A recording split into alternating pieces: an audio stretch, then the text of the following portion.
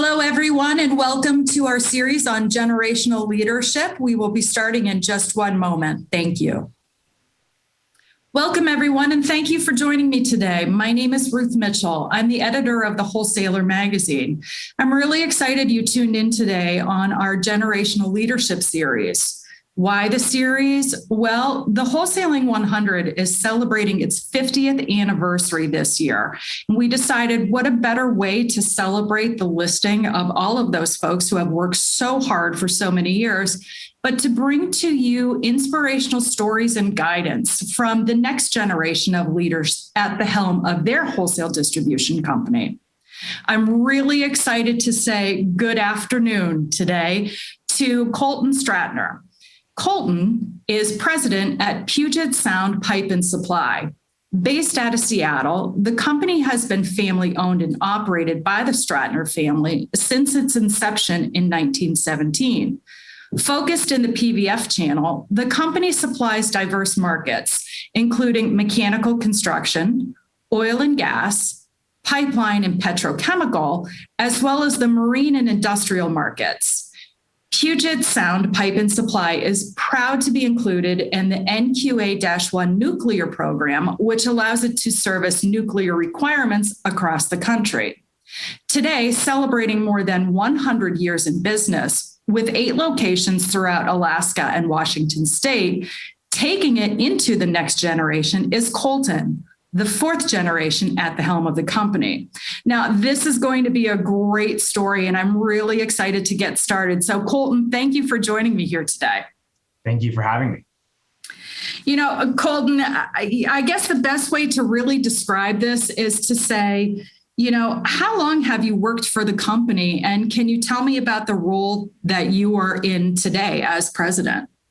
Yeah, it's almost a running joke around here that we started before we could walk. But we really started in high school, both myself, my brothers, and my cousins out in the warehouse. And we worked out in the warehouse all throughout high school and through a fair amount of college when we were at home for the summers, really getting to know the product and kind of who we are as a company from the ground up. From there, when I graduated college in 2009, I took over our quality department. I had actually spent the summer prior to graduation rewriting our nuclear quality manual, which was a very interesting case study in trying to apply what I'd learned in university with who we are as a company, probably the first one of many of those. And then from there, I kind of got involved a little bit more on the sales side with a lot of our energy-focused customers, working on the larger contracts.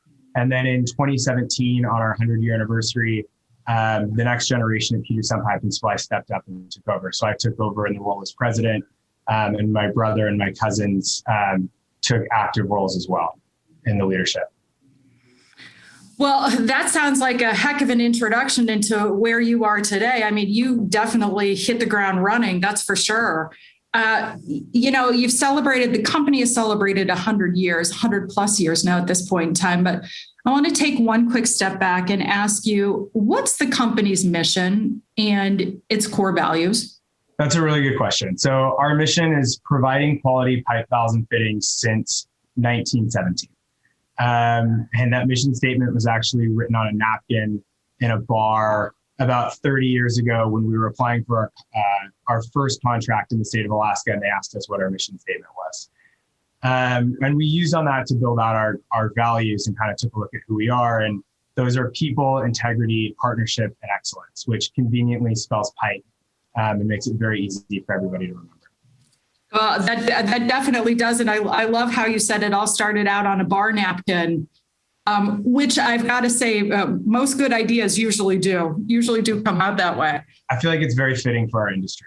Well, you know what? It's all about networking, that's for sure.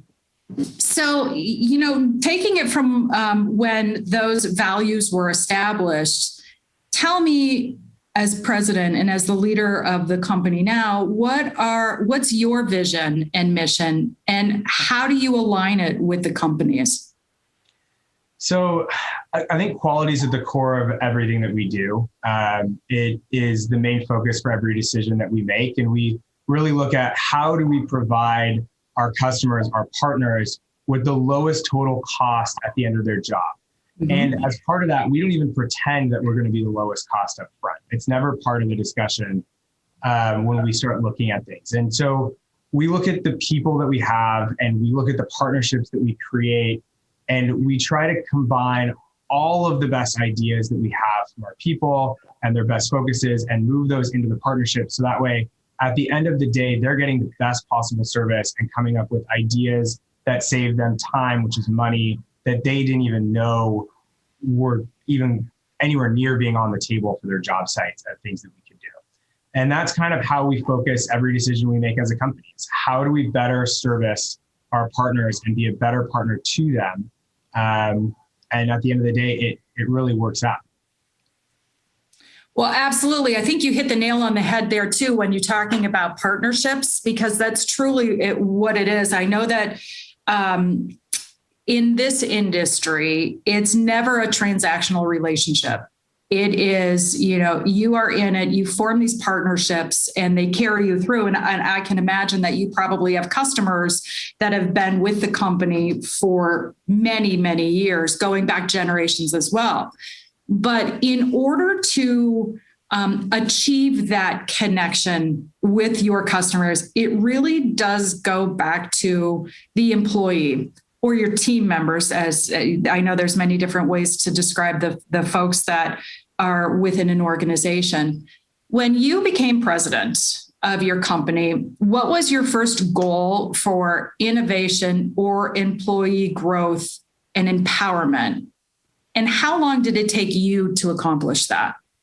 So I think one of the first things that myself, and really it was my whole generation, so myself, my two brothers, and my cousin, really sat down and said, what do we want to do and what do we want to change? And one of the big things was getting more people involved and kind of moving the stigma away from ownership versus employees. And so we created a leadership team. And that leadership team spans all levels of our organization and brings in some of our managers, some people from accounting and finance, some of the people that are on the marketing side, our HR manager, and then the family as well. And so there are 13 of us currently that sit on that leadership team. But that was the first thing that we really did when we took over, was we wanted our key people to really feel like they had a say in the direction of the company and not feel like decisions were being made behind closed doors that they were never a part of, because they have really good ideas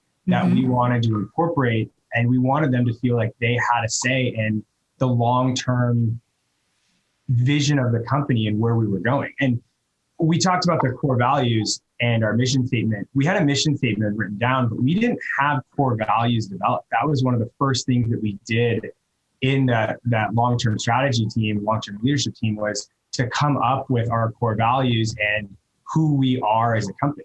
And that wasn't changing who we are as a company. It was taking a look in the mirror and saying, who have we been? Who do we want to continue to be? And how do we describe that and get that down on paper? So take me back one step. The leadership team, when was that developed? So we developed that back in 2017, 2018.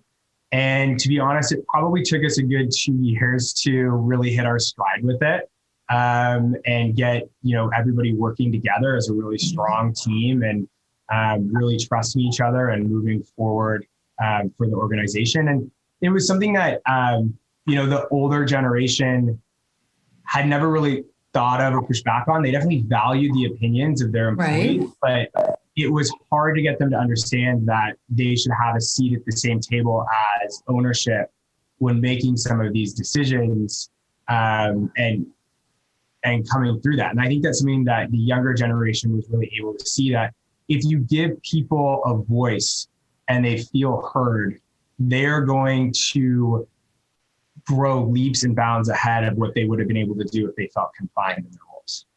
Absolutely. And it sounds like that's actually a beautiful statement of employee empowerment and growth, because you're right, having a seat at the table and they're able to they're able to see things from a different front line than ownership is, and others are as well. And at the end of the day, it only strengthens the connection, not only between ownership and management with employees, but also employees with their customers. That's a perfect example of how you've changed the roadmap of the company, you and your team. Are there other examples about how you've changed the roadmap since stepping into your role? I think one of the things that we have looked at, and I don't know if it's necessarily a generational thing or just a sign of the times, but digitization of the processes and kind of streamlining the processes. One of the first things that we did, or that we realized, is that we needed better data to make better decisions. And the idea that data is king is something that is not necessarily new, but really taken shape over the last couple of years when you start looking at integrating computer systems in order to generate that data for you. And so we started working with a company called MITS that was actually Seattle based at the time, which worked out really well for us.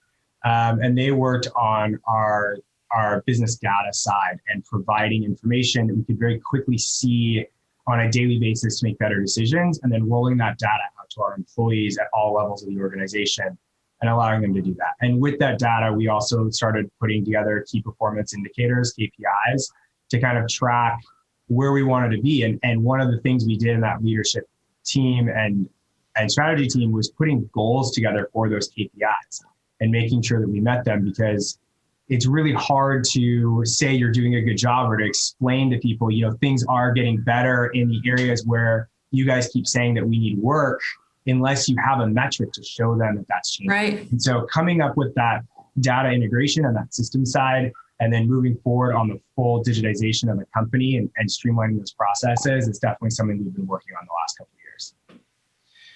Well, it sounds like you've been quite busy. Sounds like you've been quite busy. And we have good people that are working on a lot of those projects. Well, I can definitely tell, because that's what's, brought you to 100 years and continue moving forward.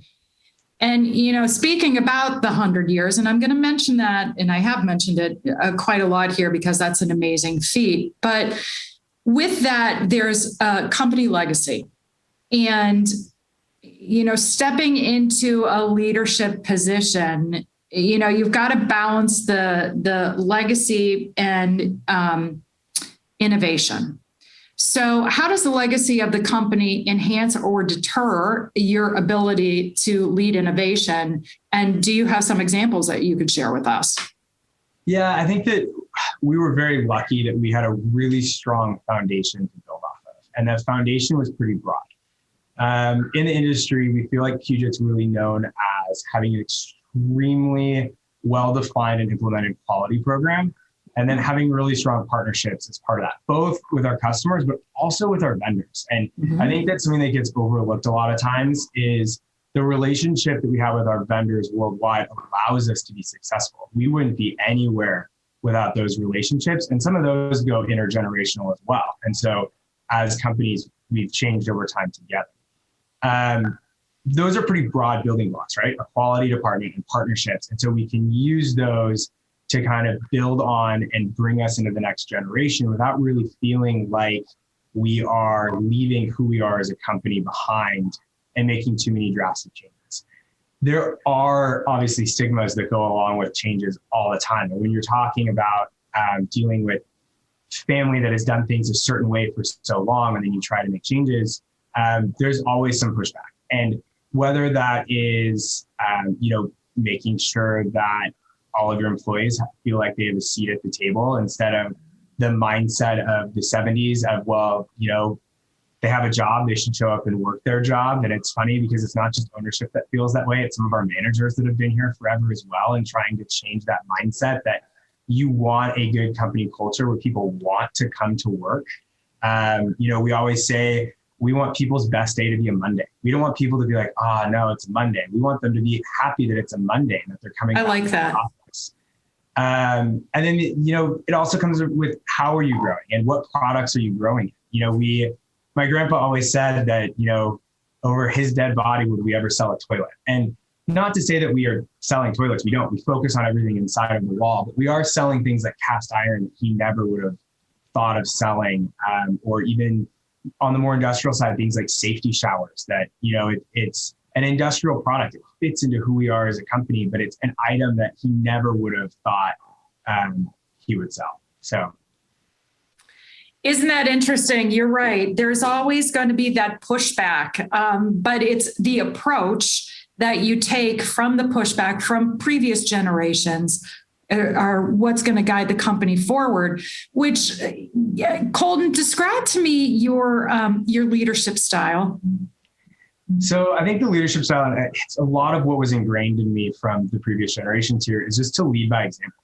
And I think that when we started out, in the warehouse and worked our way up through the company, it made it really easy to lead by example because we've been in a lot of these roles that we are now managing other people that they're in. So we have firsthand experience of what it was like to be, on the sales desk, or to be a quality manager, or to be a truck driver, or the guy that's pulling the orders or doing the double checking or stocking the shelves. We've been in all those positions, and we try to, I won't say that we could do all those positions perfectly now because the technology behind them has changed. We try to be able to still step in and fill in any role that we need to.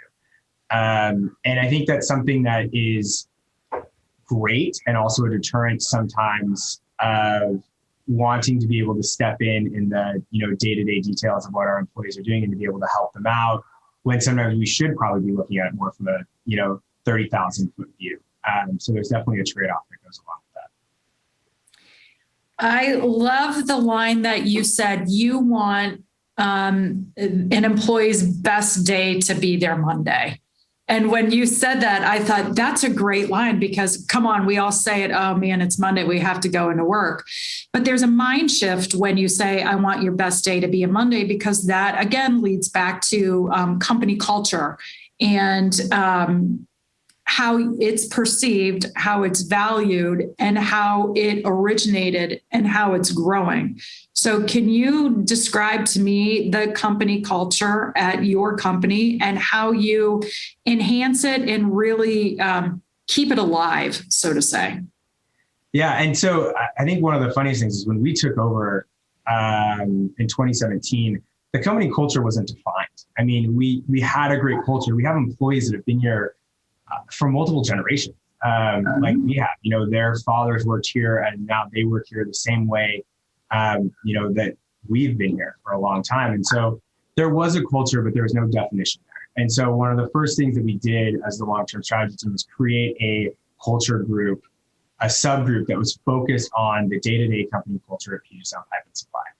And we started with something as simple as, our social media and our Instagram accounts. And at first it was always like, we're not really advertising on those, but it's not for advertising. It's for the employees, and it's for our employees' families who sit at home all day and say, what is going on with my spouse or my dad or whoever at the office? And for them to see, the fun things that we do at the office. And we do things like barbecues during the summer, and we do, retirement parties, and even just, small things from COVID has made things hard, right? It changed the way that you have to focus on company culture, but any way that we can bring our people together in a way that they can hang out and not only be discussing work is extremely important for us. We want our people to know each other on a personal level and to consider each other friends as much as they consider each other coworkers. And so we really focus on that. How do you get people together and break down those walls and get people to hang out? And COVID has thrown so many wrenches in that, but our culture group has done a really good job fighting through that and still finding ways to get people together, even if it's not the same as it used to be. To parlay off of that, the company culture side of it is for the employees. Can you talk to me about, employee empowerment and employee knowledge and employee support is so critical in terms of the buy-in to tie them with a company. So what tools have you implemented, you and the company implemented to empower employees to propel them on their career path, either with the company or within the industry? Yeah, I mean, that's a really good distinction too between the company and the industry. I think the biggest thing is understanding our employees better and knowing what they need. And so we we have a new HR manager that started with us about 2 years ago. And her and her team have done an amazing job of revamping our annual review process and sitting down with the employee and really discussing where do they want to go? What is their trajectory? And understanding what their favorite things are about their job, what their least favorite things are about their job, and trying to put them on a path that will make it so they're doing more of the things that they like and less of the things that they don't like. No job's perfect. We all do things that aren't our favorite to do every day, but we want them to do more of the stuff that they like and put them in a position to succeed. And so having those conversations was the key first step in really understanding where the employees wanted to go and giving them a growth path and letting them understand what that path would look like within Puget Sound Pipe and Supply. We then focused on the training aspect that came along behind that. Once you have an idea of where they want to go and you say, well, employee A is going to be in this position 3 years from now, what training do they need before they get there? And then you can really put together a path for them to get there. So we put together a training program called the PSP Pathway to Excellence.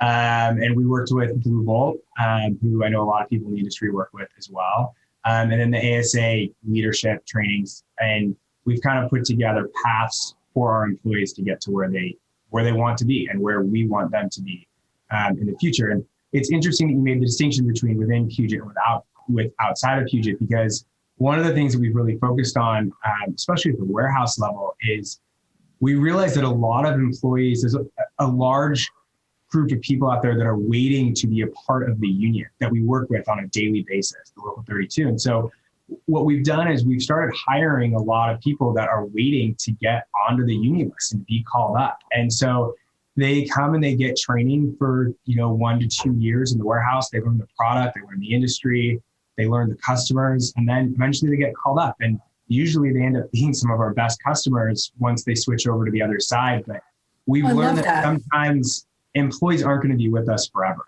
Right. But we want to give them a path to get them to where they want to be and really understanding that's important. I love that idea. Talk about inclusion of bringing them into this channel and again, where they're going to stay, if they're going to stay within the company or if they're going to go outside and actually end up servicing the company too. What an incredible, well-rounded perspective that individual now has, which only benefits your company in the long run too, your company and your customers. I've got to imagine, Koltin, that within your team there, by the way, how many employees do you have at your company? We have right about 170. Okay, 170. I've got to imagine you've got several folks there that are 20-year mark, 30-year mark, correct? Absolutely. We actually have an employee that's hitting their 35th anniversary, which is huge this month. So he has worked for us since he was in high school up in Alaska. And, when you have employees that work with you for that long and you grow up here, I mean, they become family. It is unbelievable the relationships you end up developing with them over time. And it is great. Well, that's wonderful. That's fantastic. And again, that all goes back to company culture as well, and how you empower them through, working through the different areas there at the company.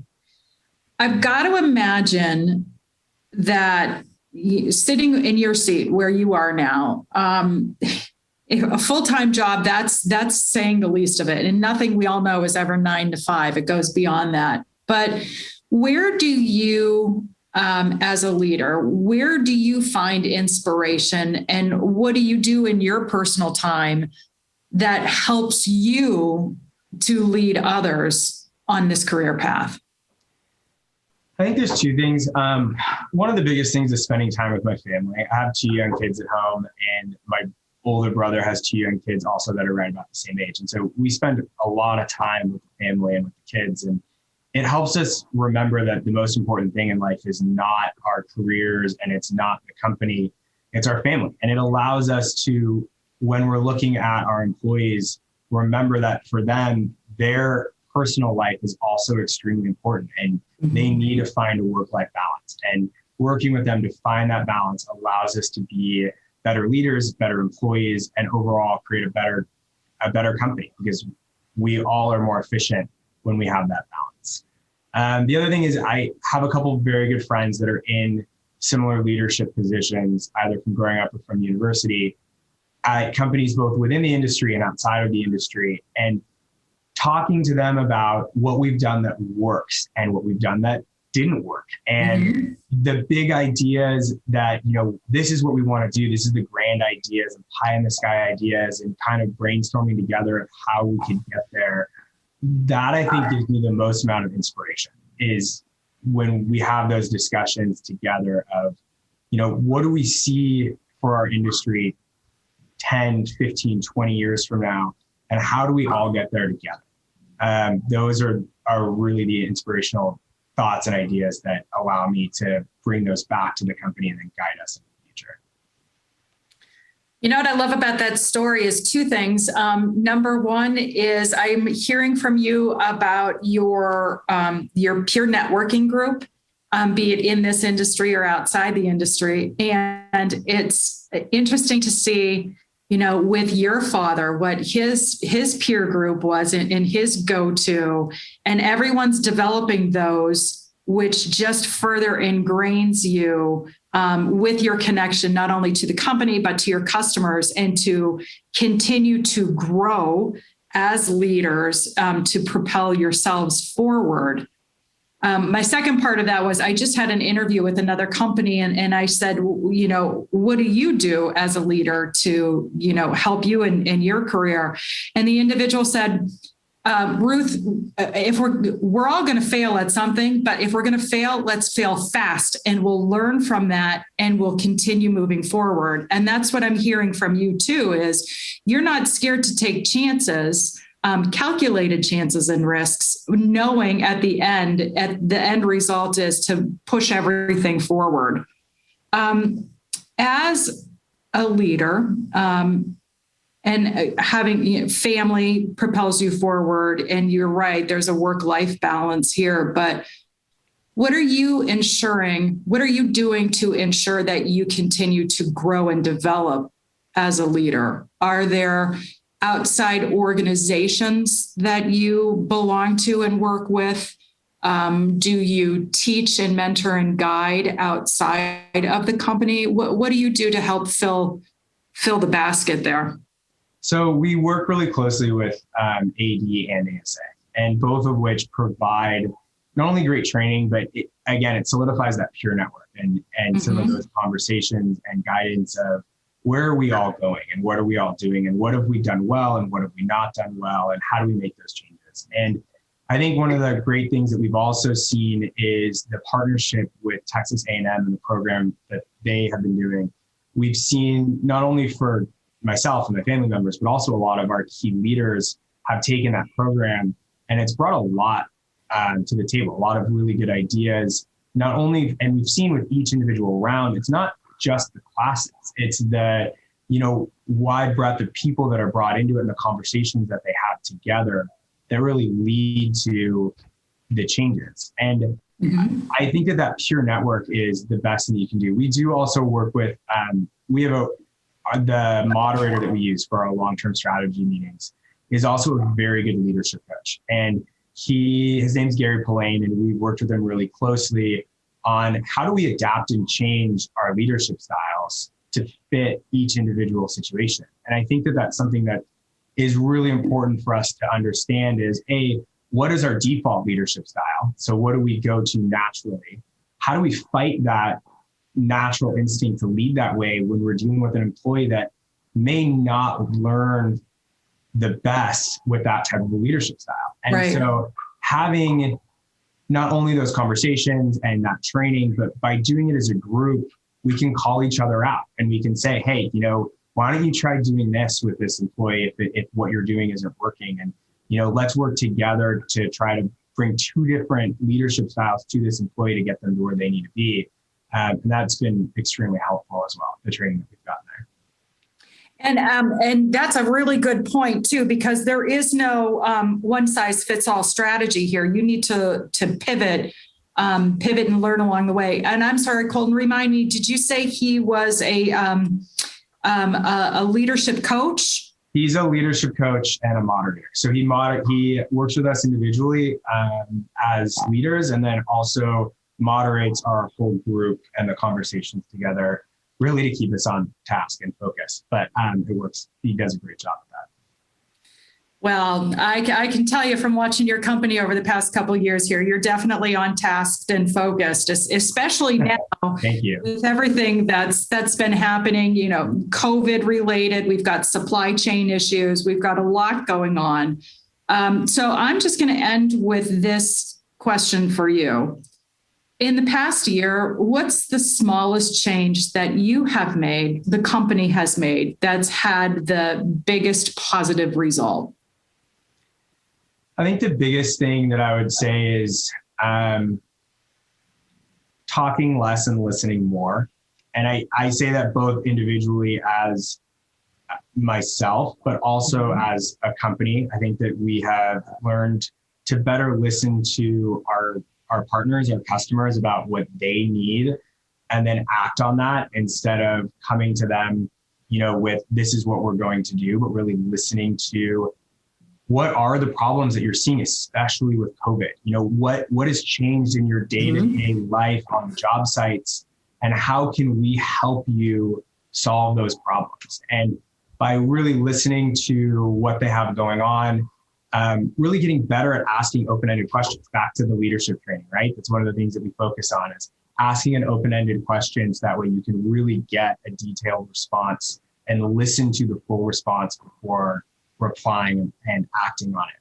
I think that's the biggest thing that we've done, both personally as leaders and also as a company. Before we sign off, Koltin, is there something that I didn't ask you that you would want included within this piece? I don't think so. I think it's all in there. I think the biggest thing for me is that I wouldn't have the ability to do what I'm doing or be the leader that I am without the guidance from the previous generations. And I think that that's something that is really important to focus on, is that they have, sometimes we hate to admit it, but they have instilled within us such a good foundation for us to build off of, that there's no way that we would have made it to the second generation or the third generation, let alone the fourth generation, without their guidance. And on a daily basis, especially with what we're dealing with now, when it comes to COVID and the supply chain issues, we wouldn't have made it through it without, the guidance from the previous generation. And they have been able to show us what they went through last time there was supply. My generation has only been through this once when we talk about the supply issues that we're having now. Right. My dad's generation has been through it 5 or 6 times. And so to be able to pull on that leadership and that history, and really the lessons that they learned and the mistakes that they made to keep ourselves from repeating them this time, has been key to what we're doing on a daily basis. I've got to imagine that without that foundation, and I'm actually kind of stunned that you said your previous leadership, your father and others, has gone through this 5 or 6 times. I mean, we're going through this right now once, and it's a wallop to go through last year and the beginning of this year. Is there one piece of advice that they've given to you that always sticks in the back of your mind? My dad always likes to say that pipe is nothing more than pig iron that's been worked. And so when you start to look at the price of steel and where it's at, always reminding yourself that no matter how high it goes up, it's always going to come back down to the input cost. And we talk about real inflation and what is real inflation on these prices and where is it going to go to. The input costs haven't changed that much. They have changed a little bit when you talk about labor and you talk about, fuel costs and things like that. But at the end of the day, it's only pig iron. And so where is it going to come back to, and making sure that you protect yourself and your financial bottom line by looking at that. I know I said that was going to be my last question, but this one really is, looking back on your career path here, looking back and looking forward, are you exactly where you always thought you would be? Is this the role that you had said, one day I am stepping into that and I'm going to take it and push it forward? Yes, I think that it is. There's been times in my life when I was younger where I wasn't sure that I necessarily wanted to go into the family business. And it was always open for us to make that decision ourselves. And at the end of the day, we all ended up here because the business is more than just selling a widget. It's the people that are here that we surround ourselves with. And it's the ability to take something and grow it and really leave our imprint on it and what it's going to be going into the future. And I love that I have that opportunity every single day. Well, I couldn't think of a better way to kick off this generational leadership series than to start with you and hear from you about the family company, your leadership style, and what your how you are leading and what you see down the line here. Thank you very much for joining me here today. It's been an inspiration, and it's also been eye-opening as well. And we look forward to seeing you down the line here at the next events that come up where we're all in person. I know that's going to happen hopefully more sooner than later. So Koltin, thank you again for joining me and the Wholesaler magazine and celebrating the Wholesaling 100. And I look forward to seeing you soon. Thank you. Look forward to seeing you too. Thank you.